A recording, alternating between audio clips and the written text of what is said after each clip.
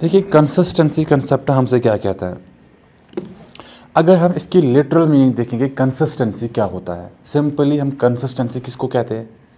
हर कोई जब भी यहाँ पर कोई टीचर आपको पढ़ाने आ जाते हैं वो क्या कहते हैं आपसे, बेटा अगर आपको सक्सेस पानी है, अगर आपको कामयाब होना है इस एग्ज़ाम में, आपको जॉब हासिल करनी है, तो आप में क्या होनी चाहिए, कंसिस्टेंसी होनी चाहिए। ऐसा नहीं कि आज सर ने थोड़ा बहुत आपको मोटिवेशन लेक्चर दिया तो आप जोशो खरोश से घर जाओगे, दिन रात घर पे ना बुक्स पे बैठोगे, लेकिन 2 दिन बाद 3 दिन बाद फिर से वही आधा घंटा 1 घंटा, तो उससे काम नहीं चलेगा। इसीलिए क्या कहा जाता है, अगर आपने आज 4 घंटे पढ़े, ये 4 घंटे खाली आज नहीं चाहिए, हर दिन चाहिए। तो इसमें आपको कंसिस्टेंसी लानी है। जब आप इस चीज में कंसिस्टेंसी लाओगे तभी आप जिंदगी में कामयाब हो जाओगे, ठीक है ना। ओके, तो वैसे ही अकाउंटेंसी में भी है। क्या कंसिस्टेंसी क्या होता है, देखिए अकाउंटेंसी में हमें एक ही आइटम को ट्रीट करने के लिए बहुत सारे मेथड्स होते हैं। एक ही आइटम को ट्रीट करने के लिए बहुत ही सारे मेथड्स होते हैं। मैं एक एग्जांपल यहां पर लूंगा आपको। हमारे पास स्टॉक होता है, क्या होता है, स्टॉक। अगर स्टॉक का हमें वैल्यू कैलकुलेट करना होता है, जब इसका वैल्यू कैलकुलेट किया जाता है, इसका वैल्यू कैलकुलेट करने के लिए, इसकी वैल्यूएशन के लिए हमारे पास 10 मेथड्स हैं। कितने हैं, 10 मेथड से इसका वैल्यू हम कैलकुलेट कर सकते हैं। मैं कुछ का नाम लूंगा, लाइक लीफो, फीफो, इसके मेथड्स हैं। लाइक लीफो का तरीका क्या है, लास्ट इन फर्स्ट आउट, जो लास्ट में आया पहले वही निकलेगा। बात समझ आ रही ना।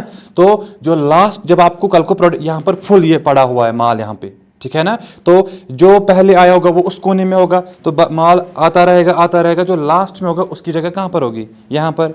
लिफो का लास्ट इन फर्स्ट आउट, जो लास्ट इस रूम में आया होगा पहले वही निकलेगा। अब आपको जो रेट आपको उसको पड़ी होगी, क्या जरूरी है कि ये भी उसी रेट पे पड़ा होगा।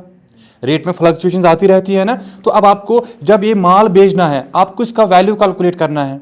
अब आप रेट अब आपको मत पता है कि मैंने कौन सा यूनिट निकाला है, ये किस रेट का यूनिट है, ये मैंने कब लाया था। तो यहां पर हम एजम्पशन लेते हैं कि जो लास्ट में आया है पहले वही निकलेगा। तो बुक्स पे लिख के होगा ना, लास्ट में जो यूनिट एंटर हुआ है इस ऑर्गेनाइजेशन में, इस कंपनी में, वो हमें कितने में पड़ा, तो वही रेट वहां पर अप्लाई की जाएगी। ये किसका मानना है, ये लीफो का मानना है। लेकिन फीफो का मानना क्या है, फर्स्ट इन फर्स्ट आउट। लेकिन जो पहले आया होगा वो कहां पर होगा, वहां पर है वो, है ना, तो वहां जा सकता हूं उसको निकालने। लेकिन एजम्पशन क्या है कि भाई जो पहले आया है पहले वही प्रोडक्ट निकलेगा। हमने आईफोन्स लाए, सारे आईफोन्स यहां पर भर के रखे हैं, तो फोन तो सेम ही है ना, मॉडल तो सेम ही है ना, बस हाँ रेट फ्लक्चुएशंस हो सकती है। तो हम एज्यूम करेंगे जो पहला यूनिट इस रूम से निकलेगा वो हमें किस पे पड़ा है, जो पहला यूनिट इस रूम में एंटर हुआ है उसी कॉस्ट पे हमें वो पड़ा था, that is first in first out. ये इसके मेथड्स हैं। Like we are having depreciation, depreciation को भी हमें कैलकुलेट करने के बहुत सारे मेथड्स हैं, 10-12 मेथड्स हैं। लेकिन यहां पर जो हम पढ़ाते हैं आपको, that is SLM and WDV, straight line method और written down value method. Straight line method और रिटन डाउन वैल्यू मेथड। देखो SLM और दूसरा है WDV, straight line method, written down value method. बहुत सारे मेथड्स हैं, मैंने 2 ही का नाम अभी लिया है। स्ट्रेट लाइन मेथड की एक अपनी एजम्पशन है। कैसे, देखो क्या, स्ट्रेट लाइन का मानना है अगर आपके पास एसेट है 10 लाख रुपए की, बताइए इसकी यूजफुल लाइफ कितनी है। हमने बोला इसकी यूजफुल लाइफ 10 साल है, तो हर साल कितना खर्च होगा, 1-1 लाख। ये किसका मानना है, स्ट्रेट लाइन मेथड का। दूसरे साल भी कितना होगा, यही 1 लाख। तीसरे साल भी कितना होगा, यही 1 लाख। ये किसका मानना है, स्ट्रेट लाइन मेथड का यही मानना है। हर साल amount of depreciation will remain same. लेकिन जो WDV है, रिटन डाउन वैल्यू, उसका क्या मानना है, हाँ भाई आपकी एसेट कितनी की है, 10 लाख रुपए की एसेट है, रेट ऑफ डेप्रिसिएशन कितना रहेगा, इट इज 10% फॉर एग्जाम्पल। तो पहले साल कितना डेप्रिसिएट हुआ, 1 लाख। बता मुझे साल के पहले दिन मेरी एसेट का वैल्यू कितना था, 10 लाख। पूरे साल इस्तेमाल किया, कितना खर्च हुआ, 1 लाख। तो बचा कितना, तो WDV का मानना है अगले साल आप किस पे डेप्रिसिएशन कैलकुलेट करोगे, 9 लाख पे, वही 10%, तो कितना बनेगा, दैट इज 90,000। तो यहां पर अमाउंट ऑफ डेप्रिसिएशन कितना आया, 1 लाख, यहां पर कितना आया, 90,000। तो देखो SLM में अमाउंट ऑफ डेप्रिसिएशन हर साल क्या रहा, सेम रहा। यहां सेम रहा, पहले 1 लाख, अब 90,000, तीसरे साल इससे भी कम, चौथे साल उससे भी कम, ये डाउन होता जाएगा। बात समझ आ रही है ना? तो एक ही आइटम को ट्रीट करने के हमारे पास बहुत सारे मेथड्स हैं। ये मत है वो नेचुरल साइंस, फिजिक्स, केमिस्ट्री वैसे है। तो यहाँ पर क्या है, मैं फॉर एग्जांपल किसी सेक्टर में बिलोंग करता हूँ, मैंने SLM मेथड क्रिएट किया है, और कोई किसी सेक्टर से बिलोंग करता है, उसने WDV बनाया, उसने कुछ और बनाया। तो बहुत सारे मेथड्स आए हमारे पास एक ही आइटम को ट्रीट करने के लिए। तो यहां पर कंसिस्टेंसी हमें क्या कह रहा है? ये कह रहा है कि अगर आप चाहते हो जो आपकी अकाउंटिंग इंफॉर्मेशन है इसमें यूनिफॉर्मिटी आ जाए, इसमें कंपैरेबिलिटी आ जाए, उस चीज के लिए ये जरूरी है आप जो रूल्स, जो रेगुलेशंस इस साल फॉलो करोगे व्हाइल प्रिपेयरिंग द अकाउंटिंग, यही आप कंटिन्यू रखोगे अगले साल भी, और आने वाले साल में भी आप यही रूल्स फॉलो करोगे। ऐसा नहीं सर इस साल मैं SLM फॉलो करूंगा, अगले साल मैं WDV फॉलो करूंगा, ऐसा नहीं चलता है। अगर इस साल SLM है, अगले साल भी SLM है, उससे क्या हो जाएगा? उससे कंपैरेबिलिटी। आप मुझे बताइए, हम सब यहां पर मतलब कि सब ग्रेजुएट्स यहां पर हम बैठे हैं ना, आप मुझे बताइए, मान लीजिए हम सब खाली ग्रेजुएट्स हैं यहां पे, ठीक है ना? ओके, हम सबका सब्जेक्ट क्या है? कॉमर्स है। क्या हम आपस में खुद को कंपेयर कर सकते हैं? हाँ सर, जो एज भी है हमारी वो सेम है सर, सब्जेक्ट वो भी सेम है, ठीक है ना? तो सर हम on the base of knowledge खुद को कंपेयर कर सकते हैं। लेकिन यहाँ से आया आर्ट्स वाला और यहाँ से कॉमर्स वाला है, क्या कंपैरिजन पॉसिबल है? मतलब है कंपैरिजन कहाँ पर पॉसिबल होता है? जब इक्वल एंटिटीज होंगी, जब दोनों इक्वल होंगे तभी कंपैरिजन हम कर सकते हैं ना। तो वैसी बात यहाँ पर है, अगर आपने इस साल किया SLM, अगले साल आप कर रहे हो WDV, तो कंपैरिजन होगा? कंपैरिजन होगा? इस साल मैंने क्या किया फॉलो? SLM, अगले साल WDV, तो क्या मैं कंपैरिजन कर सकता हूं? नहीं कर सकता हूं। इसलिए कंसिस्टेंसी कंसेप्ट ने क्या कहा है, जब भी आप अकाउंटिंग मेंटेन करते हो, जो प्रिंसिपल्स, जो रूल्स, जो रेगुलेशंस आपने इस साल फॉलो की होंगी फॉर प्रिपेयरिंग द अकाउंटिंग, वही रूल्स, वही रेगुलेशंस आने वाले सालों में भी आप फॉलो करोगे। उससे क्या हो जाएगा? उससे आपकी अकाउंटिंग कंपैरेबल बन जाएगी। उससे क्या होगा? उससे आपकी अकाउंटिंग में यूनिफॉर्मिटी आ जाएगी, कंसिस्टेंसी आ जाएगी। Is this clear? समझ आया ये क्या होता है? कंसिस्टेंसी इन सिंपल वर्ड्स आपको बेसिक कंसेप्ट याद रखना है। कंसिस्टेंसी का मतलब क्या है कि जो भी रूल्स, जो भी रेगुलेशंस आपने इस साल फॉलो की होंगी, आपको इनमें क्या, ये आपको कंटिन्यू करने हैं, या आपको आने वाले सालों में भी आपको ये कंटिन्यू करने हैं। मैं बाद में PDF प्रोवाइड करूंगा। ये वो अभी वापस ऐसे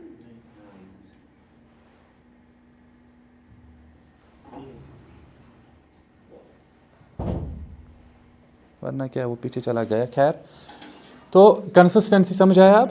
हाँ, याद रखिएगा, सिंपली बेसिक कंसेप्ट यही है कि जो रूल्स, जो रेगुलेशंस आपने इस साल फॉलो किए for preparing the accounting financial statements, उनमें आपको कंसिस्टेंसी लानी है, हर साल आपको वो फॉलो करनी है। अच्छा सर, क्या इसका मतलब ये है कि अगर मैंने इस साल SLM फॉलो किया है कि मुझे अब इसको कभी चेंज ही नहीं करना है? बात समझ आ रही है ना? कंसिस्टेंसी ने क्या बोला, जो भी रूल्स, जो भी रेगुलेशंस आपने फॉलो की फॉर प्रिपेयरिंग अकाउंटिंग, उनमें क्या लानी है? कंसिस्टेंसी। हर साल आपको वो फॉलो करने हैं, ऐसे आपको चेंज नहीं लानी है।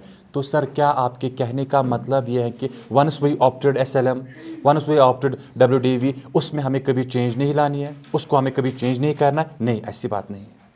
देखिए, याद रहिए, अगर ICAI ने हमें कहा कि उसने नया कोई अकाउंटिंग स्टैंडर्ड बनाया और वो नया अकाउंटिंग स्टैंडर्ड हमें कह रहा है कि you have to change your method, उस समय आपको चेंज लानी है। अगर ICAI से कोई ऐसा स्टैंडर्ड बना है तो वो स्टैंडर्ड हमसे कह रहा है कि आपको अपना मेथड चेंज करना है, उस समय पे हमें इस मेथड को चेंज करना है। बात समझ आ रही है ना? पहला ये है। दूसरा, कब चेंज कर सकते हैं? अगर गवर्नमेंट ने कोई लॉ लाया, गवर्नमेंट ने कोई कानून बनाया और वो कानून क्या कह रहा है कि यहाँ पर हमें चेंज लानी है। अगर मैं ये फॉलो कर रहा था, अब कानून ने कहा ये चीज़ आप फॉलो नहीं कर सकते हो, उस समय भी मुझे क्या करना है? चेंजेस मुझे लानी है उस समय पे। कितने हुए? 2। इसके बाद तीसरा ये है, अगर आपको खुद लग रहा है कि हमारी कंपनी के लिए, हमारी ऑर्गेनाइजेशन के लिए अब बेस्ट मेथड ये वाला रहेगा, उस समय भी आप चेंज ला सकते हो। मतलब मेन मकसद कंसिस्टेंसी का ये है, अगर आपने इस साल SLM किया, अगले साल WDV, फिर NVT, फिर एवरेज, फिर और कोई, ऐसा वो नहीं चाहता है। वो चाहता है कि वंस यू हैव ऑप्टेड, आपने कोई मेथड ऑप्ट किया है, इसमें आपको कंटिन्यूटी लानी है, ये आपको हर साल फॉलो करना है। चेंज लानी है कब? जब आपको मजबूरी पड़ेगी। मजबूरी कब हो सकती है? जब ICAI ने नया स्टैंडर्ड लाया, तब आपको चेंज करना ही करना है, क्योंकि हमें गवर्निंग बॉडी कौन है, ICAI, तो उस समय हमें उनका मानना है, हमें चेंजेस लानी है, ये पहला है। दूसरा, अगर गवर्नमेंट ने कोई चेंज लाई, गवर्नमेंट ने कोई कानून लाया और वो कानून हमसे कह रहा है कि आपको यहाँ पर चेंज लानी है, तो उस समय भी हमें वहाँ पर चेंज लानी है। और तीसरा ये है कि अगर आपको खुद लग रहा है कि मेरे लिए बेहतर अब ये वाला मेथड रहेगा, मेरे लिए मोस्ट सुटेबल अब ये वाला मेथड रहेगा, दैट वेरी केस आप चेंज ला सकते हो।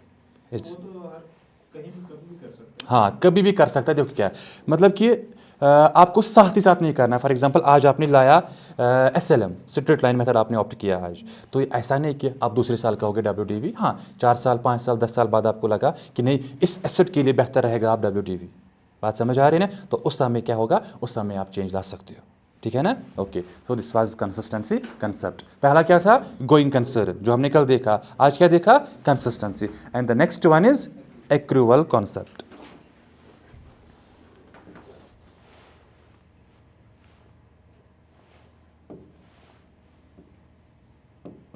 Accrual concept, very important concept. देखिए, एक्रूवल कंसेप्ट क्या कहता है हमें, ये हमसे ये कहता है जब भी आपको पता है, मैंने बताया था एक होता है कैलेंडर ईयर, दूसरा होता है फाइनेंशियल ईयर, है ना। कैलेंडर ईयर कब शुरू होता है, जैन में, ख़त्म कब, दिसंबर में। ओके, फाइनेंशियल ईयर 1 अप्रैल, ख़त्म कब होगा, 31 मार्च। कंपनीज क्या फॉलो करती हैं, फाइनेंशियल ईयर। देखो क्या होता है, एक्रूवल कंसेप्ट आपसे ये कहता है जब भी आपके बिजनेस में कोई ट्रांजैक्शन हो जाएगी जब भी आपके बिजनेस में कोई ट्रांजैक्शन हो जाएगी, आपको उसको उसी साल रिकॉर्ड करना है जिस साल को वो बिलोंग करती है। जब भी आपके बिजनेस में कोई ट्रांजैक्शन हो जाएगी, उसको आप उसी साल रिकॉर्ड करना जिस साल को वो बिलोंग करती है वो ट्रांजैक्शन। इट डजंट मैटर्स, ये माने नहीं रखता है, whether you have paid the cash और not, whether you have received the cash और नॉट, इट डजंट मैटर्स। फिर से मैं कह रहा हूं, जब भी आपके बिजनेस में कोई ट्रांजैक्शन हो जाएगी, जिस साल की वो ट्रांजैक्शन होगी ना, उसको उसी साल हमें रिकॉर्ड करना है। हमें ये नहीं देखना है हमने इस ट्रांजैक्शन से कैश लिया है कि लेना है, हमने कैश पे किया है कि नहीं पे किया है, इसकी ओर आपको ध्यान नहीं देना है। फॉर एग्जाम्पल, मैं यहां पर काम कर रहा हूं, मुझसे कहा गया है आपकी सैलरी रहेगी 20,000 per month, let it be, तो पूरे साल का कितना हुआ, 2,40,000 फॉर एग्जाम्पल मेरी सैलरी। शाबाश। तो मुझे बताओ पूरा साल मैंने यहां पे काम किया है, तो मेरी सैलरी कितनी बनती है इग्नाइटेड को, 2,40,000। But ignited has paid only 2 lakh. How much they have paid, 2 lakh paid. How much is unpaid? Sir, 40,000 is unpaid. अब मुझे बताओ, अगर मैं आपसे कहूंगा इस साल का मेरा खर्चा कितना है, 40,000, 2 लाख या 2,40,000? How much, 2,40,000। लेकिन मैंने पे कितना किया, 2 लाख खाली मैंने पे किया, ठीक है ना। लेकिन एक्रूवल, ये मैं क्यों कह रहा हूं 2,40,000, क्योंकि एक्रूवल ने मुझसे कहा कि जो भी ट्रांजैक्शन इस साल को बिलोंग करती हैं उसको आपको इसी साल रिकॉर्ड करना है। आपको ये नहीं देखना है आपने कैश पे किया है या नहीं पे किया है, it doesn't matters for you. Simply, if the transaction belongs to the current financial year, you have to record that very transaction in the current financial year. In the same way, ये तो salary की बात हो रही थी, मुझे rent लेनी है, मैंने इस रूम को रेंट पे दिया है, मैंने लफ्ज़ किया है पूरे साल की रेंट में लूँगा 2 लाख। ये रेंट मुझे रिसीव करनी है कि पे करनी है, ये मेरा रूम है मैंने रेंट पे दिया, रिसीव करनी है ना। यहाँ पर पे की बात हो रही थी, अब रिसीव की बात देखते हैं। लेकिन इन्होंने अभी मुझे पे किया है 1,50,000। कितना उनके पास अभी मेरा पैसा है, 50,000। तो इस साल की जो मुझे इनकम दिखानी है रेंट की, वो मैं 2 लाख दिखाऊं, 150 की 50 कितना दिखाऊं, 2 लाख मुझे दिखाना है, क्योंकि एज पर एक्रूवल कंसेप्ट वो क्या कह रहा है, इस साल की ट्रांजैक्शंस को इसी साल रिकॉर्ड करना। आप ये मत देखिए कि ये आपने पे किया है नहीं किया है, ये आपने रिसीव किया है नहीं रिसीव किया है, आप इसकी ओर मत देखिए। आपको बस इस चीज़ पे फोकस करना है, अगर वो ट्रांजैक्शन इस साल की है आपको उसको इसी साल रिकॉर्ड करना होता है। बात समझ आ रही है ना। एक्रूअल कंसेप्ट आवा समझ? हाँ, देखो याद रहिए, जितनी भी मैं अकाउंटिंग पढ़ाऊँगा वो सारी अकाउंटिंग में हम फॉलो करेंगे यही एक्रूअल कंसेप्ट। हाँ, गवर्नमेंट एक्रूअल कंसेप्ट फॉलो नहीं करता है। जो नॉन प्रॉफिट मेकिंग ऑर्गेनाइजेशंस होती है ना, जिनका मकसद प्रॉफिट कमाना नहीं होता है, वो इसको फॉलो नहीं करेंगे एक्रूअल को। अलबत्ता जिस किसी का भी मकसद है प्रॉफिट को अर्न करना, वो सब क्या करते हैं, वो एक्रूअल बेस ऑफ अकाउंटिंग करते हैं। क्या करते हैं? Accrual base of accounting. लेकिन जो नॉन प्रॉफिट मेकिंग होती है, लाइक गवर्नमेंट है, ट्रस्ट्स है ना, वो करते हैं कैश बेस ऑफ अकाउंटिंग। क्या करते हैं? तो वो क्या करते हैं, जितना हमने कैश रिसीव किया है उतनी ही हमारी इनकम है, जितना हमने कैश पे किया है उतना ही हमारा खर्चा है। तो as per cash base of accounting हमारा जो, अगर इग्नाइटेड की बात हम करेंगे, इग्नाइटेड का इस साल का खर्चा 2,40,000 है, 2 लाख है कि 40,000 है? कितना है? 2 लाख है। अगर इनकम की बात करेंगे, मेरी इनकम 2 लाख है, 1.5 लाख है कि 50,000 है? कितना है? 1.5 लाख। समझ आवा एक्रूअल तो कैश। ओके, सो ये क्या थी? Fundamental accounting assumptions. क्या थी ये? FAA, fundamental accounting assumptions. Going concern, उसके बाद क्या था? Consistency, then after that accrual concept. ठीक है ना?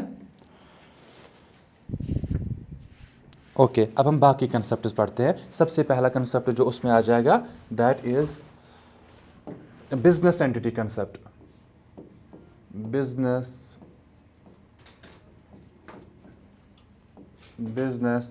entity concept, business entity concept। Okay, business entity concept थोड़ा सा पहले जिक्र किया था स्टार्टिंग लेक्चर्स में ना। ओके, बिजनेस एंटिटी कंसेप्ट हमसे क्या कहते हैं? सिंपली ये हमसे कहते हैं, आपका बिजनेस आपसे अलग है। Businessman and businessman, these are two separate entities. याद रहे मेरी बात, from examination point of view जो आपको ज़्यादा ध्यान देना है, बेसिक कंसेप्ट हैं क्या। देखो मैं तो बहुत, अभी मैंने एक्रूअल पे चर्चा की या गोइंग कंसर्न पे मैंने चर्चा की, मैंने बहुत कुछ बोला, लेकिन बेसिक फंडा क्या है गोइंग का, कि हमारा जो बिजनेस है it will run for an indefinite period of time. Consistency, जो आपने रूल्स रेगुलेशन इस साल फॉलो किए या आपको आने वाले सालों में कंटिन्यू करने हैं। आपको ऐसे फजूल में आपको चेंजेस नहीं लानी है, ठीक है ना, उससे यूनिफॉर्मिटी नहीं रहेगी वहाँ पे। तो थर्ड वन हमने देखा एक्रूअल। एक्रूअल क्या कह रहा है? इस साल की ट्रांजैक्शन इसी साल रिकॉर्ड करनी है, ये हमें नहीं देखना है whether we have paid cash और not, whether we have received cash और नॉट, ये बेसिक है, ठीक है ना। ओके, इसके बाद है बिजनेस एंटिटी कंसेप्ट। मैंने क्या कहा? बिजनेस एंटिटी कंसेप्ट ये हमसे ये कहता है, businessman and business, these are two distinct persons, these are two separate persons. Business एक अलग पर्सन है, बिजनेसमैन एक अलग पर्सन है। अच्छा मुझे बताओ, इन रियल लाइफ ऐसा होता है? शाबाश, होता है। देखिए, सबसे पहली बात मैं आपसे कहूँगा, in the eyes of law, कानून की नज़र में सोल प्रोप्राइटरशिप और partnership, these are not separate legal entities. जो मैं पढ़ा रहा हूँ, these are not separate legal entities, but ये सब फॉलो करते हैं इसको, क्योंकि इनको तभी पता चलेगा what is the real position of their business. हाँ, company is a separate legal entity. क्या कंपनी को मालिक लोग चलाते हैं? कंपनी को मालिक लोग मत चलाते हैं। वहाँ पर कौन होता है? उसके डे टू डे अफेयर चलाने के लिए कौन होता है? बोर्ड ऑफ डायरेक्टर्स होता है। कौन होता है? बोर्ड ऑफ डायरेक्टर्स होता है। बोर्ड ऑफ डायरेक्टर्स कंपनी को चलाते हैं। तो ये जो सारे कंसेप्ट मैं पढ़ा रहा हूँ, ये कहाँ पर अप्लाई होते हैं असल में? मेनली ये they are bound, company is bound to follow them. लेकिन हाँ, सोल प्रोप्राइटरशिप है, पार्टनरशिप है, वो भी इनको फॉलो करते हैं। But in the eyes of law, sole proprietorship, partnership is not separate legal entity, ठीक है ना। वहाँ पर वो दोनों सेम ही होते हैं, ठीक है ना। देखो क्या, अभी मेरी शॉप है बाहर, स्टेशनरी की शॉप। अगर आपसे कोई कहेगा ये बिज़नेस किसकी है, आप क्या बोलोगे? आमिर सर की है। लेकिन बिजनेस एंटिटी कंसेप्ट बोला नहीं, बिजनेस एक अलग पर्सन है, बिजनेसमैन एक अलग पर्सन है। सर ऐसा क्यों किया जाता है? ऐसा हम क्यों करते हैं? अगर देखा जाएगा वो तो आप ही हो, बिजनेस भी आप ही हो, बिजनेस भी आप ही का है। हम क्यों बोल रहे हैं आपका बिजनेस अलग है आपसे और आप अलग हो? देखो ऐसा क्यों होता है। मैंने बिज़नेस में इन्वेस्ट किया है 10 लाख रुपए। कितना इन्वेस्ट किया है? 10 लाख रुपए मैंने बिज़नेस में इन्वेस्ट किया। अपने गुड्स वुड्स, प्रोविजनल स्टोर है मेरी, ठीक है ना, प्रोविजनल स्टोर है मेरी। मैंने अब शॉप डाली वहाँ पे, लेकिन मेरा घर भी पास में ही है। तो अगर मुझे अपने बिज़नेस की रियल पोजीशन जाननी है, मुझे क्या करना है? खर्चों को अलग से रिकॉर्ड करना है, इनकम्स को अलग से रिकॉर्ड करना है। तभी मुझे पता चलेगा मेरे बिज़नेस की पोजीशन क्या है। मैंने इस साल प्रॉफिट कमाया कि मैंने इस साल लॉस कमाया। लेकिन ऐसा नहीं होता है। देखो क्या होता है, मैं शॉप पे बैठा हूँ, प्रोविजनल स्टोर पे, अंदर से माँ आई, ज़रा भाई ये बच्चा रो रहा है, इसको कुछ दो खाने के लिए। मैंने चिप्स उठाए, उसको दिए। माँ मुझे पैसे देगी? मत ना देगी, शाबाश। अब इतने में क्या हुआ, कोई मेहमान आया, ज़रा वहाँ से 1-2 हज़ार दो, मार्केट जाना है, कुछ लाना है वहाँ से। मैंने उठाए, बिजनेस से उसको दिए। होता है ना रियल लाइफ में ऐसा ही। आप मुझे बताओ, आपको नहीं लग रहा है पर्सनल अफेयर्स और बिजनेस अफेयर्स मिक्स हो रहे हैं? जब पर्सनल अफेयर्स और बिजनेस अफेयर्स मिक्स हो जाएंगे, क्या हमें बिजनेस की रियल पोजीशन कभी पता चलेगी? मत ना चलेगी। देखो ये लास्ट में कह रहा है, आप देखते होगे स्पेशली जो हमारे गाँव साइड से होता है, कोई बोलता है कि भाई मैं शॉप डालूंगा, शॉप डालता है, 2 महीने 3 महीने होते हैं, वो बंद हो जाता है। क्या? अरे भाई नुकसान हुआ मुझे। क्यों? वो क्या करते हैं, उनके जो पर्सनल अफेयर्स होते हैं और जो घर के अफेयर्स होते हैं, उन्होंने क्या किया, मिंगल किया होता है, उनको मिक्स किया होता है। तो लास्ट में कहते हैं कि हमें नुकसान हुआ, लेकिन भाई उसको ही पता नहीं होता है, अरे भाई 10,000 एक बार घर वालों ने लिया, वो चीज़ ये चीज़ घर वालों ने लिया, तो नुकसान कहाँ से हुआ आपको? नुकसान पे तो उसने कोई चीज़ नहीं भेजी होती है, लेकिन मसला क्या हुआ होता है, उसने घर के अफेयर्स को और पर्सनल अफेयर्स को क्या किया होता है, मिंगल किया होता है, मिक्स किया होता है। उससे क्या होता है, वो कभी नहीं जान पाएगा उसके बिजनेस की रियल पोजीशन क्या है, इसकी परफॉर्मेंस क्या है बिजनेस की, वो कभी नहीं जान पाएगा। That is the main reason कि हम ये बिजनेस एंटिटी कंसेप्ट क्यों लाते हैं वजूद में। इसका रीजन क्या है? इसीलिए ताकि आपको अपने बिजनेस की real picture, real performance, real position आपको अपने बिजनेस की पता चले। उस चीज के लिए क्या किया जाता है, बिजनेस और बिजनेसमैन को एक सेपरेट पर्सन माना जाता है। दैट इज वाई, अगर आपको याद होगा, मैंने कैपिटल पढ़ाया, मैंने फिर ये भी अकाउंटिंग इक्वेशन भी डिराइव की थी, तब मैंने कहा था capital is an internal liability.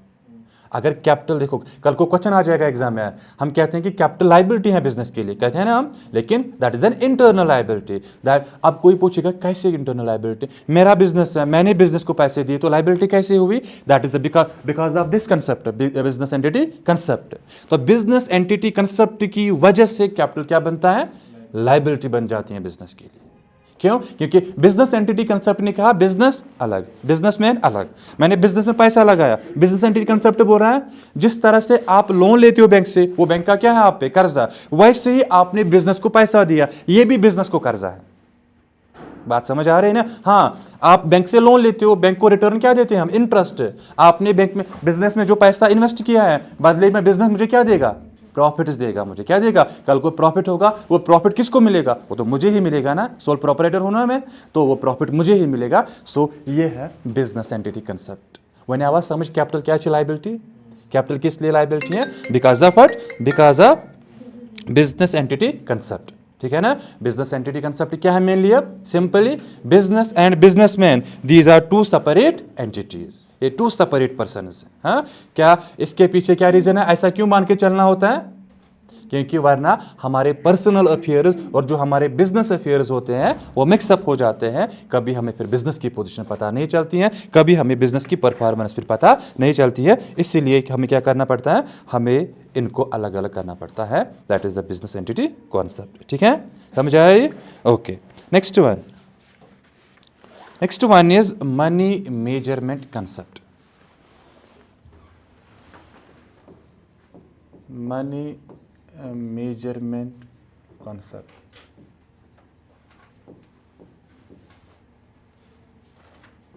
Money measurement concept मैं आपको पीडीएफ प्रोवाइड करूंगा, इस पे सारी चीज़ें लिख के बाद में। अभी आप कंसेप्ट को समझने की कोशिश कीजिए। हाँ, मैंने पीडीएफ रखा है इसके लिए, तो फिर आप वही लोगे।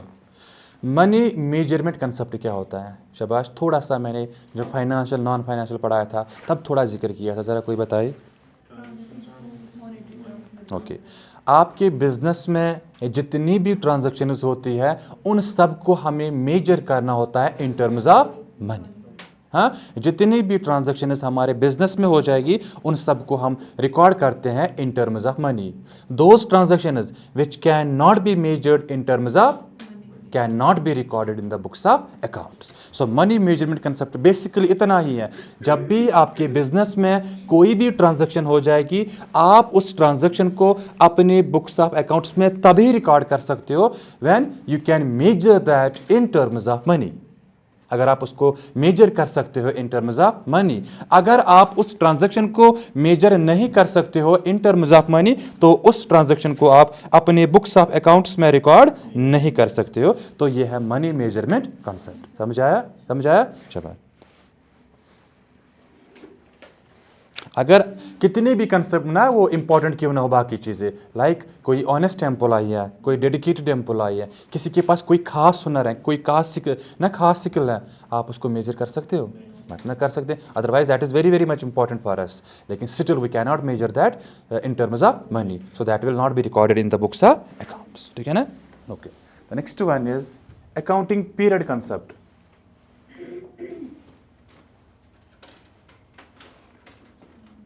Accounting period concept.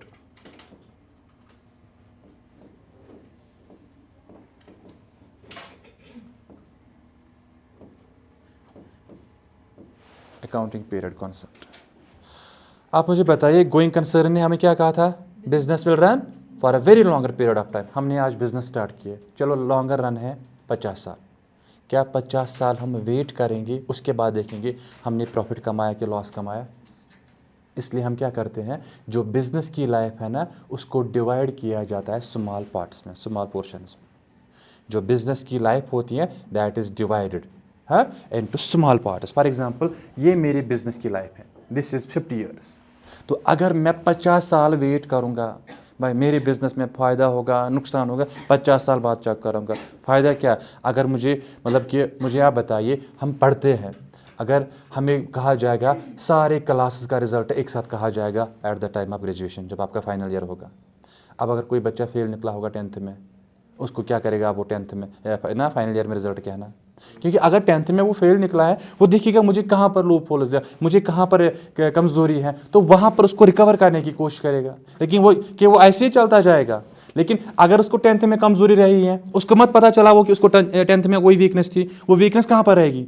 11th में भी रहेगी, 12th में भी रहेगी, वो वीकनेस ऑनवर्ड्स पड़ेगी, है ना? तो इससे क्या हो जाएगा, इससे मतलब कि जो लास्ट में उसको रिजल्ट दिया जाएगा वो कोई मायने नहीं रखेगा उसके लिए. तो इसीलिए बिजनेस में भी क्या किया जाता है, जो बिजनेस की लाइफ होती है उसको डिवाइड किया जाता है शॉर्ट पीरियड्स ऑफ टाइम में. क्या किया जाता है? शॉर्ट पीरियड्स ऑफ टाइम में. और ये short period of time usually क्या होता है, ये 1 साल होता है. क्या होता है? जो मैंने आपको कहा है फाइनेंशियल ईयर. तो जो ही ये 1 साल ख़त्म हो जाता है ना, इस 1 साल को ख़त्म होने के बाद हम क्या करते हैं, हम बिज़नेस की फाइनेंशियल परफॉर्मेंस चेक करते हैं, हम बिज़नेस की फाइनेंशियल पोजीशन चेक करते हैं. परफॉर्मेंस माने प्रॉफिट और loss of the business, position मतलब बैलेंस शीट, एसेट्स और लायबिलिटीज़ की पोजीशन हम जानने के लिए. बात समझ आ रही है ना? तो जो ही हम पूरे साल बिजनेस करते हैं, साल के आखिर में हम स्टॉप करते हैं, हम चेक करते हैं इस साल की परफॉर्मेंस क्या रही है हमारी. अगर इस साल मेरे इतने खर्चे हुए हैं तो इनकम्स कितनी हुई मुझे, तो इनको मैं फिर क्या करता हूँ, इनको आपस में कंपेयर करता हूँ. कंपेयर करने के बाद मुझे लास्ट में पता चलता है इस साल मुझे प्रॉफिट हुआ है कि इस साल मुझे लॉस हुआ है. बात समझ आ रही है ना? समझ आवा क्या को, ये क्लियर है ना? ओके. सो ये जो यूजुअली होता है, मैंने ये कहा, ये होता है 12 मंथ्स का. क्या होता है? 1 ईयर होता है 12 ना, 12 मंथ्स. लेकिन स्टार्ट कब होता है? 1 अप्रैल, है ना? ख़त्म कब होता है? 31 मार्च. जो भी प्रॉफिट मेकिंग ऑर्गेनाइजेशन हैं, कंपनीज एक्ट ने उनसे कहा है कि आपका फाइनेंशियल ईयर 1 अप्रैल को शुरू हो जाएगा, 31 मार्च को ख़त्म हो जाएगा. ठीक है? तो आया समझ. अकाउंटिंग पीरियड सिंपली क्या है कि जो बिजनेस की लाइफ है उसको डिवाइड करना होता है शॉर्ट पीरियड्स ऑफ टाइम में, ताकि हम उस शॉर्ट पीरियड ऑफ टाइम का रिजल्ट चेक कर सके, उसकी परफॉर्मेंस चेक कर सके. अगर हमें कभी लॉस निकलेगा तो हम at the end of the year देखेंगे, अगर इस साल लॉस हुआ तो क्यों हुआ लॉस, हमारे लूप होल्स कहाँ पर है, हमें प्रॉब्लम्स कहाँ पर हुए हैं इस साल, किस चीज़ की वजह से हमें नुकसान हुआ. तो अगले साल हम उसको रिकवर करने की कोशिश करेंगे. अगले साल हमारी ये कोशिश रहेगी कि हमें ये नुकसान फिर से नहीं होना चाहिए. ठीक है ना? तो इसलिए हम क्या करते हैं, लाइफ को डिवाइड करते हैं. ठीक है? Okay. Next one is cost concept. Cost concept. Cost concept जो है, पहली बात हम याद रखेंगे, this concept is related to fixed assets. This concept is applicable only on what? Fixed assets. ठीक है ना? पहली बात, फिक्स्ड एसेट्स पे ये एप्लीकेबल है, करंट एसेट्स पे ये नहीं होगा. तो फिक्स्ड एसेट्स पे हमने कहा पहली बात कि इसको हमें अप्लाई करना है. कंसेप्ट क्या कहता है, जब भी आप अपने बिजनेस में किसी भी एसेट को परचेज करते हो, आपको क्या करना है, उस एसेट को आपको रिकॉर्ड करना है either at cost or we can say we can say cost of acquisition, cost of acquisition. मैंने क्या कहा, जब भी आप कोई एसेट परचेज करते हो, जब भी आप कोई एसेट परचेज करते हो उसको आपको क्या करना है, या कॉस्ट पे रिकॉर्ड करना है, we can say cost of acquisition, और we can say historical cost भी हम कहते हैं, हिस्टोरिकल कॉस्ट भी हम कहते हैं। मतलब क्या होता है सर, कॉस्ट कंसेप्ट किन एसेट्स पे एप्लीकेबल है, फिक्स्ड एसेट्स पे। तो मैंने क्या कहा, कॉस्ट कंसेप्ट क्या है, सिंपली जब भी कोई एसेट परचेज की जाएगी बिजनेस में, उन एसेट्स को रिकॉर्ड किया जाएगा आपके बुक्स ऑफ अकाउंट्स में एट हिस्टोरिकल कॉस्ट, और we can say at original cost, और we can say at cost of acquisition. Sir वो क्या होता है, फॉर एग्जांपल हमने दिल्ली से हमने एक मशीनरी लाई है, ये जो दिल्ली से हमने मशीनरी लाई है ये हमें वहाँ पर पड़ी है, या फाइनली कश्मीर में हमें पहुँची है ये 12 लाख में, कितने में, 12 लाख में। लेकिन जो ही मैं कश्मीर में पहुँचा मुझे कोई बंदा बोल रहा है भाई 15 लाख दूंगा, दे मुझे मशीनरी। अब मुझे बताओ मैं किस पे रिकॉर्ड करूँ इसको, अब 15 लाख पे कि 12 लाख पे, अपने बुक्स ऑफ अकाउंट्स में किस पे करूँगा, 12 लाख पे। क्यों, देखो क्या एक कंसेप्ट है, या जो हमने कल पढ़ा सोर्स डॉक्यूमेंट। सोर्स डॉक्यूमेंट क्या माना, कोई भी ट्रांजैक्शन आप तभी रिकॉर्ड कर सकते हो जिसका क्या होगा, डॉक्यूमेंट्री एविडेंस अवेलेबल होगा। 12 लाख का डॉक्यूमेंट्री एविडेंस होगा ना, अच्छा 15 लाख का डॉक्यूमेंट्री एविडेंस है कुछ मतलब है। तो इसीलिए हमें क्या करना है, हमें एसेट्स को रिकॉर्ड करना होता है, फिक्स्ड एसेट्स को रिकॉर्ड करना होता है एट ओरिजिनल कॉस्ट। हाँ ओके, और एक एग्जांपल मैं लूंगा, चलिए यही मशीनरी दिल्ली में मुझे कितने में पड़ी है, 12 लाख में, लेकिन वहां से फिर इसको लोडिंग करनी है, लोडिंग एंड अनलोडिंग पे मुझे खर्चा आया 1 लाख, ठीक है ना। अब ये मशीनरी खुद चल के नहीं आ जाएगी कश्मीर, इसको किसी गाड़ी में लाना है, तो ट्रांसपोर्टेशन का खर्चा मुझे आया, 2 लाख, शाबाश। अब यहाँ पर इसको इंस्टॉल करना है, क्योंकि इतनी महंगी मशीनरी है तो इंस्टॉल करना तो मुझे खुद आएगा नहीं, इसके लिए कोई मैकेनिक मुझे चाहिए। तो उसने मुझे कहा मैं 50,000 रुपये आपसे चार्ज करूँगा इसके लिए।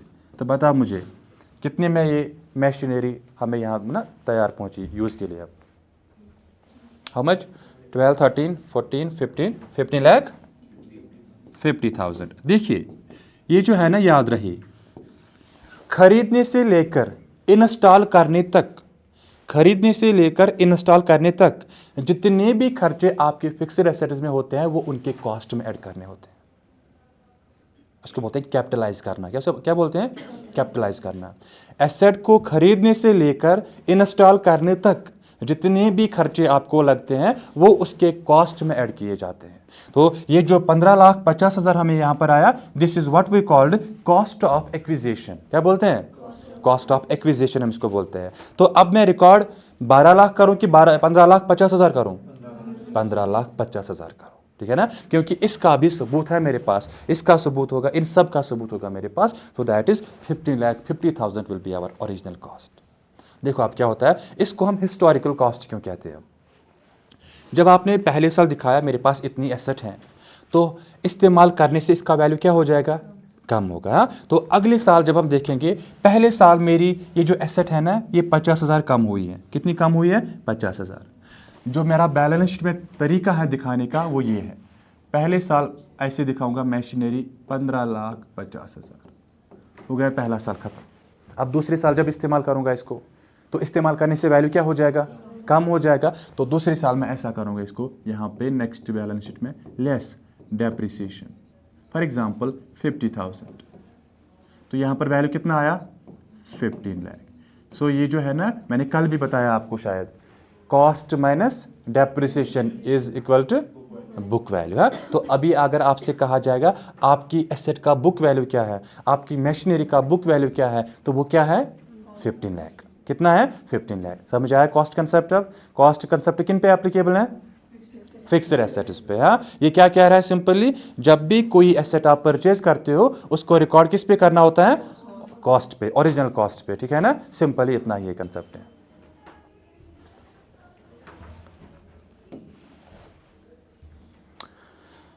Next one is dual aspect concept.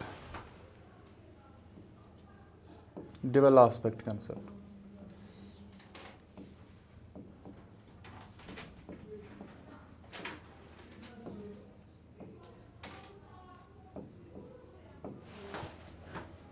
Dual aspect concept, देखो ये क्या कहता है कंसेप्ट, सिंपली याद रहिए, वेरी वेरी इंपॉर्टेंट कंसेप्ट। हाँ देखो मैं बहुत सारे कंसेप्ट पढ़ाऊँगा लेकिन कुछ कंसेप्ट इंपॉर्टेंट है, लाइक गोइंग कंसर्न मैंने पढ़ा है, कंसिस्टेंसी मैंने पढ़ा है, बिजनेस एंटिटी मैंने पढ़ा है, एक्रूवल मैंने पढ़ा है, इन द सेम वे ये भी, अच्छा ये इंपॉर्टेंट है। तो डुअल एस्पेक्ट कंसेप्ट क्या कहता है, जब भी आपके बिजनेस में कोई भी ट्रांजैक्शन हो जाती है, हर किसी ट्रांजैक्शन के दो एस्पेक्ट्स होते हैं। कितने एस्पेक्ट्स होते हैं? हर किसी ट्रांजैक्शन के दो एस्पेक्ट्स होते हैं।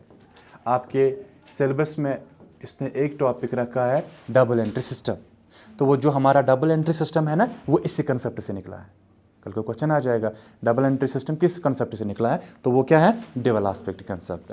तो डुअल एस्पेक्ट कंसेप्ट क्या है? जब भी हमारे बिजनेस में कोई भी ट्रांजैक्शन हो जाती है, हर किसी ट्रांजैक्शन के कितने एस्पेक्ट्स होते हैं? दो, टू फोल्डेड एस्पेक्ट होता है हर किसी ट्रांजैक्शन को। हाँ, एक होता है रिसीविंग एस्पेक्ट, एक होता है रिसीविंग एस्पेक्ट, दूसरा होता है गिविंग एस्पेक्ट। रिसीविंग एस्पेक्ट और गिविंग एस्पेक्ट कैसे? ओके, मैं एक शॉपकीपर हूँ, आप मेरे पास कोई चीज़ खरीदने आए, मार्कर खरीदने आए, तो आपने मुझे पैसे दिए, मैंने आपको मार्कर दिया, तो मेरे पॉइंट ऑफ व्यू से देखेंगे रिसीविंग एस्पेक्ट क्या है मेरे लिए? कैश। गिविंग एस्पेक्ट क्या है मेरे लिए? गुड्स, है ना? तो आया समझे? तो मैंने कहा जब भी हमारे बिजनेस में कोई भी ट्रांजैक्शन होती है, तो हर किसी ट्रांजैक्शन के कितने एस्पेक्ट्स होते हैं? दो एस्पेक्ट्स होते हैं, एक होता है डेबिट एस्पेक्ट और होता है क्रेडिट एस्पेक्ट। या मैं इस अंदाज में भी एक्सप्लेन कर सकता हूँ, जब भी हमारे बिजनेस में कोई ट्रांजैक्शन हो जाती है, जितने से हम उसको डेबिट करते हैं, जितने अमाउंट से आप उसको डेबिट करते हो, उतने ही अमाउंट से आप उसको क्रेडिट भी करते हो। For every debit there is having an equal amount of credit. बात समझ आ रही है ना? जितने से आप डेबिट करोगे उतने से आप क्रेडिट करोगे। दिस मार्कर का, ये मार्कर मैंने आपको भेजा, मान लीजिए 100 रुपीज़ में। कितने में भेजा? 100। जो ही मैंने आपको दिया है, तो मेरे पास कैश कितना आएगा? सर आपके पास कैश आ जाएगा 100 रुपीज़, लेकिन गुड्स कितने कम हो जाएंगे मेरे बिजनेस से? 100 हो जाएंगे। So this one is receiving aspect, this one is giving aspect. देखो इनमें से एक, अगर मेरे पॉइंट ऑफ व्यू, मैंने रूल्स नहीं पढ़ा है अकाउंट्स के, इसलिए मैं खाली लिखूंगा यहाँ पे एंट्री इसकी जो होगी ना बुक्स ऑफ अकाउंट्स में, that will be cash account debit to sales account, cash account debit to sales account. देखो इसको बोलते हैं डेबिट, इसको बोलते हैं क्रेडिट। डेबिट कितना हुआ? 100, क्रेडिट भी कितना हुआ? 100। तो वही मैंने कहा, for every debit there is having an equal amount of credit. समझ आया? तो डुअल एस्पेक्ट कंसेप्ट सिंपली क्या है, जब भी हमारे बिजनेस में कोई भी ट्रांजैक्शन हो जाती है, उसके कितने एस्पेक्ट्स होते हैं? उसके दो एस्पेक्ट्स होते हैं, एक होता है डेबिट एस्पेक्ट और दूसरा क्या होता है? Credit aspect. ठीक है ना? या ऐसा भी, जितने अमाउंट से हम डेबिट करते हैं उतने ही अमाउंट से हम क्रेडिट भी करते हैं। हाँ, तो इसी सिस्टम का नाम भी पड़ जाता है double entry system of book keeping. Double entry हमने दो जगह दोनों एस्पेक्ट्स रिकॉर्ड किए ना, तो इसी का नाम पड़ गया है फिर double entry system of book keeping. ठीक है ना? तो पहले क्या हुआ करता था? पहले सिंगल एंट्री था, आगे पढ़ाऊंगा वो भी। सिंगल एंट्री में क्या हुआ करता था, जो भी शॉपकीपर्स आपको पढ़े हैं ना, जो छोटे मोटे शॉपकीपर्स, बड़े बिजनेस हाउसेस नहीं, कॉर्पोरेट सेक्टर नहीं, जो छोटे मोटे शॉपकीपर्स पढ़े हैं, सोल प्रोपराइटर्स, वो फॉलो करते हैं सिंगल एंट्री सिस्टम। वो क्या करते हैं, आपने देखा आज तक कोई शॉपकीपर जर्नल बनाएगा, फिर लेजर, फिर ट्रायल बैलेंस, फिर ट्रेडिंग अकाउंट? कोई नहीं बनाता है। वो सिंपली क्या करते हैं, एक तो वो कैश का हिसाब रखते हैं, कैश का हिसाब वो जरूर रखते हैं हर कोई, और दूसरा वो क्या करते हैं, अगर किसी बंदे ने उनसे उधार खरीदा उसका हिसाब रखेंगे, अगर उन्होंने किसी बंदे से उधार खरीदा उसका हिसाब रखते हैं। मतलब सिंपल वर्ड्स में कहूँगा, हमारे पास अकाउंट 3 है, पर्सनल, रियल, नॉमिनल। हाँ, पर्सनल में क्या आता है? पर्सनल्स का, है ना? रियल में एसेट्स का, नॉमिनल में एक्सपेंसेस, लॉसेस, इनकम्स का। तो जो सिंगल एंट्री सिस्टम वाले होते हैं ना, वो क्या करते हैं, एक तो वो पर्सनल अकाउंट्स मेंटेन करते हैं, पर्सनल अकाउंट्स वो बनाते हैं, लेकिन रियल में खाली एक अकाउंट वो बनाते हैं, दैट इज कैश अकाउंट, और कोई नहीं। तो जो ये वाला सिस्टम है ना, जो खाली पर्सनल अकाउंट मेंटेन करते हैं और रियल में एक ही account, that is cash account, ऐसे सिस्टम को हम बोलते हैं सिंगल एंट्री सिस्टम। क्या बोलते हैं? इसको हम बोलते हैं इनकम्प्लीट सिस्टम भी। क्या बोलते हैं? इनकम्प्लीट सिस्टम भी हम इसको बोलते हैं। उसके बाद आया था फिर, उसको हम बोलते हैं देसी सिस्टम। क्या बोलते हैं? देसी सिस्टम या इंडियन सिस्टम हम इसको बोलते हैं यहाँ पर, लेकिन इसको देसी सिस्टम भी कहा जाता है। कैसे? ये क्या था, it was different from community to community और different from region to region. मतलब क्या, जब हिसाब रखा जाता था तो एज घर नाव बूझन बही खात, बही खाता नाम सुना है घर में कभी? तो देखो क्या होता है, पुराने ज़माने में जो बुक्स ऑफ अकाउंट्स मेंटेन की जाती थी ना, उनको हम अपने लोकल लैंग्वेज में क्या बोलते हैं, बहीज़, उनको क्या बोलते हैं, बहीज़। लेकिन कश्मीर में क्या बोलते थे, बही खाता। क्या बोलते थे, बही खाता। जो वो बही खाता होता ना, वो रीजनल लैंग्वेज में लिखा जाता था। हम कश्मीरी में हैं, हम कश्मीर में लिखते, है ना। जम्मू वाले फॉर एग्जांपल उर्दू में लिखते, कोई डोगरी लैंग्वेज में लिखता, कोई पंजाबी लैंग्वेज में लिखता, कोई किसी और लैंग्वेज में लिखता, जिसके लिए जो फिजिबल रहता वो उस लैंग्वेज में लिखता। वो बात समझ आ रही ना। ये था इंडियन सिस्टम, या इसको बोलते हैं देसी सिस्टम। अपने हिसाब से हर कोई लिखता था, लेकिन फिर इन सब को ओवरकम करने के लिए उनमें कुछ लिमिटेशंस थी। फिर हमारे पास एक नया सिस्टम आया, उसका नाम पड़ा double entry system. Double entry system किससे निकला है, वो इसी डबल आस्पेक्ट कंसेप्ट से निकला है। इसने हमसे क्या कहा है, हर किसी ट्रांजैक्शन के कितने आस्पेक्ट्स हैं, 2 आस्पेक्ट्स है। एक है रिसीविंग आस्पेक्ट, दूसरा है giving aspect. Next concept is realisation concept. Realisation concept, realisation concept exam से रेवेन्यू रिकग्निशन ते पता सरम पारनो भी ना। हाँ, इसको रियलाइजेशन कंसेप्ट भी कहते हैं, इसको रेवेन्यू रिकग्निशन कंसेप्ट भी कहते हैं। अगर आप इसको शॉर्ट में डिफाइन करना चाहोगे, in simple words we can say timing of recording of revenue, timing of recording of revenue in the books of accounts is known as revenue recognition concept. Timing of recording of revenue in the books of accounts is known as revenue recognition concept. मतलब क्या, revenue पढ़ा है मैंने, revenue पढ़ा है मैंने। Simply जब भी गुड्स को भेजा जाता है, वो जो वहाँ से कैश आ जाता है या आने वाला होता है, उसको हम क्या कहते हैं, रेवेन्यू कहते हैं। अब आज कह रहा है कि किस समय पे आप रिकॉर्ड करोगे रेवेन्यू को अपने बुक्स ऑफ अकाउंट्स। एक एग्जांपल हम लेते हैं, सर आज आप सवेरे आए हो, हम सब ने कुछ खाया ही नहीं, हम सबको भूख भी लगी है, एक काम करते हैं सर, आज हम एक पिज़्ज़ा ऑर्डर करते हैं। हम यहाँ पर बैठे हैं, ठीक है ना, हम यहाँ पर बैठे हैं, इग्नाइटेड में हम बैठे हैं। तो हमने क्या किया है, ये कोई पिज़्ज़ा हट है, हमने इनको ऑर्डर दिया कि हमें पिज़्ज़ा चाहिए। ओके, जो ही हम इनको ऑर्डर देंगे, हम क्या करेंगे, कॉल करेंगे। कॉल कहाँ जाएगी, रिसेप्शन पे, है ना, जो उनका होगा। तो जो ही आपने कॉल की, आप पिज़्ज़ा, इनके आप क्या हो, अकाउंटेंट हो आप इनके। जो ही मैंने इनको कॉल की, क्या चाहिए, पिज़्ज़ा चाहिए। क्या आप इसी समय बोलोगे हमने रेवेन्यू कमाया, मैंने बोला 500 का फॉर एग्जांपल आपको मुझे पिज़्ज़ा देना है, क्या आप रिकॉर्ड करोगे हमने रेवेन्यू कमाया? बात समझ आए? नहीं, शाबाश। अच्छा, ये किसको बोलेगा, ये इनका किचन है, इसने इनको बोला शेफ़ को हमें क्या चाहिए, आप एक काम करो पिज़्ज़ा बनाओ। क्या उस समय पे रिकॉर्ड करेंगे, मत ना है। तो इसके बाद जो ही ये तैयार हुआ, इसने किसको दिया, डिलीवरी बॉय को। तो क्या इस समय रिकॉर्ड करेंगे हमने रेवेन्यू को कमाया, करेंगे। डिलीवरी बॉय को मिला है, अब डिलीवरी बॉय लेके आ रहा है मेरे पास, ये बोल रहा है ये लो आपका पिज़्ज़ा। आप मुझे बताओ क्या वो रिकॉर्ड करेंगे, किस पॉइंट पे, पॉइंट नंबर 1 पे, पॉइंट नंबर 2 पे, पॉइंट नंबर 3 पे, कि पॉइंट नंबर 4 पे रिकॉर्ड किया जाएगा रेवेन्यू बुक्स ऑफ अकाउंट्स में, पॉइंट नंबर 4 पे। वाई सो, देखो ये पिज़्ज़ा वाला आ गया, इसने मुझे हाथ में थमा दिया, जो ही पोजेशन ऑफ गुड्स ट्रांसफर हो जाएगी, पोजेशन ऑफ गुड्स, अभी तक वो किसके हाथ में, उसी के हाथ में। अच्छा, डिलीवरी बॉय तो वहाँ से निकला है, वो रास्ते में चल रहा है, क्या रिकॉर्ड करोगे, नहीं। तो जब डिलीवरी बॉय मेरे हाथ में थमा देगा, फॉर एग्जांपल अभी उसके हाथ में है, ठीक है ना, तो जो ही उसके हाथ में, अब मेरे हाथ में देना, उसके हाथ से गिर गया, मैं पैसे दूंगा, नहीं। जब तक पोजेशन ट्रांसफ़र नहीं हो जाएगी, जब तक वो ओनरशिप वहाँ पर ट्रांसफ़र नहीं हो जाएगी, until then we will not record revenue in our books of accounts। जो ही मेरे हाथ में आया, फिर मैं उसको कैश उसी समय दूँ या बाद में दूँ, डजेंट मैटर्स। एक्रूवल ने अभी कहा ना, एक्रूवल ने, it doesn't matters whether we have paid और नॉट। तो जो ही उसने मेरे हाथ में थमा दिया है, तो ओनरशिप पोजीशन ट्रांसफर हुई ना, उसी समय आपको रेवेन्यू को रिकॉर्ड करना होता है अपने बुक्स ऑफ अकाउंट्स। तो रेवेन्यू रिकॉग्निशन कंसेप्ट क्या कहता है, simply timing of recording of revenue in the books of accounts is known as revenue recognition concept.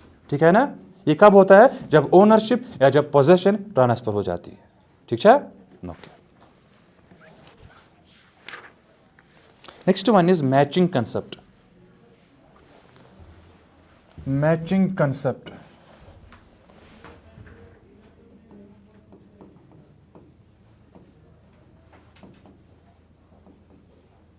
What is the primary objective of business या accounting? To earn profit। देखो, हर कोई business करता है किस लिए? उनका ऑब्जेक्टिव होता है, उनका मकसद होता है प्रॉफिट कमाना। अब आपने कितना प्रॉफिट कमाया या कितना लॉस आपको हुआ है, ये जानने के लिए साल के आखिर में क्या किया जाता है? एक अकाउंट बनाया जाता है, जिस अकाउंट का नाम क्या है? Profit and loss account.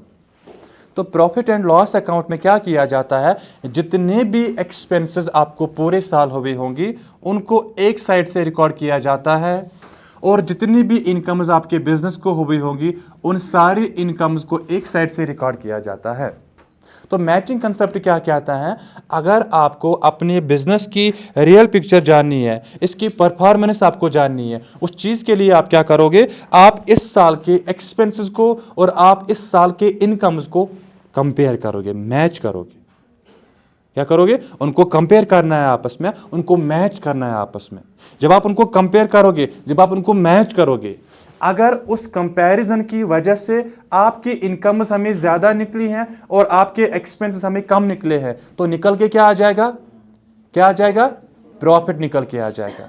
लेकिन अगर आपकी एक्सपेंसेस ही ज़्यादा हैं और आपकी इनकम्स कम है, तो क्या निकल के आ जाएगा? लॉस निकल के आ जाएगा। ठीक है ना? समझ आया matching concept? Simply what we have to do, we have to compare all expenses of the current financial year with the incomes of the current financial year. ठीक है, चलिए, मेरा प्लान था सारा आज ही करना, तो